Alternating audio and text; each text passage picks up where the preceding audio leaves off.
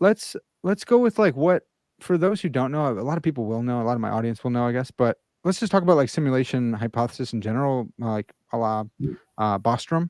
Can you lay out, do you have those three premises on top of your mind? Oh yeah. So I mean, what the hypothesis is it's kind of like the Matrix. The thought is maybe we're in some sort of simulated reality, Yeah. except in the Matrix you have like a physical organic body and you're just plugged in, right? Yeah. Whereas the simulation hypothesis says we are ourselves part of the simulation. We would be like AIs who think that they have organic bodies and Yeah. or I mean it's a little tricky, but so yeah, that's what the hypothesis is. Why would anybody take this seriously at all? Well, Bostrom has this argument for it. And the argument is basically this. Think about what he calls a post-human civilization. So this is a civilization that is as technologically advanced as it seems it's possible to be, more or less, right? They can do all the stuff that's permitted by the laws of nature through technology, as far as we understand. And he says, look, such people might be interested in making what he calls ancestor simulations, very detailed computer simulations of what things were like for more primitive people or something like that, like us. Yeah. And, that might be based on their own history. It could also be based on, let's see what things would be like if the laws of nature were different, or let's see what things would be like in some crazy fantasy world or whatever, right? And they might do that for research. They might do it as part of a big, World of Warcraft type game where you can play and the NPCs are super realistic, all sorts of stuff they could do, right? And he says, given the sorts of technological, and he does a bunch of calculations to show this, given the sorts of technological abilities they would have, if they wanted to run these simulations, it would be trivially easy to do it, right? You could just, what would things be like in this case? Well, let's just run 1 billion simulations and it'll take 3 seconds. And, okay. Now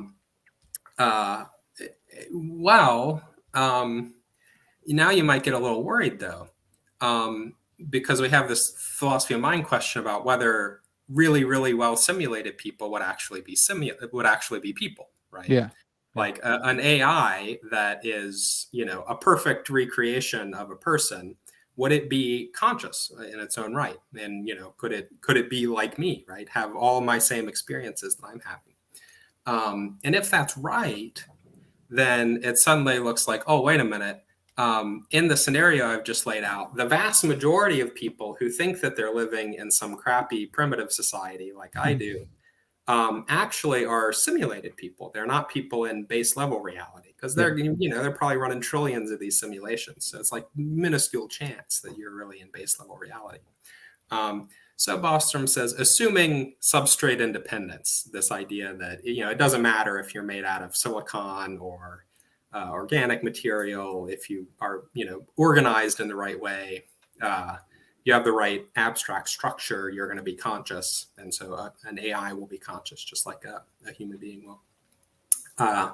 Assuming that, then we can deduce either civilization never reaches the post-human level, we die out first. Yeah. Or we can deduce people in such civilizations are not interested in running ancestor simulations. We probably would be, but they won't be for whatever reason. Who knows? Immoral or whatever. Or we can deduce it's like overwhelmingly likely that we are actually in a simulation. Yeah. And so that's his argument. And he doesn't conclude that we are in a simulation, but he thinks, well, you can't be sure that one of these other things is right. And so you should at least think it's like a real possibility that we're in a simulation. Yeah.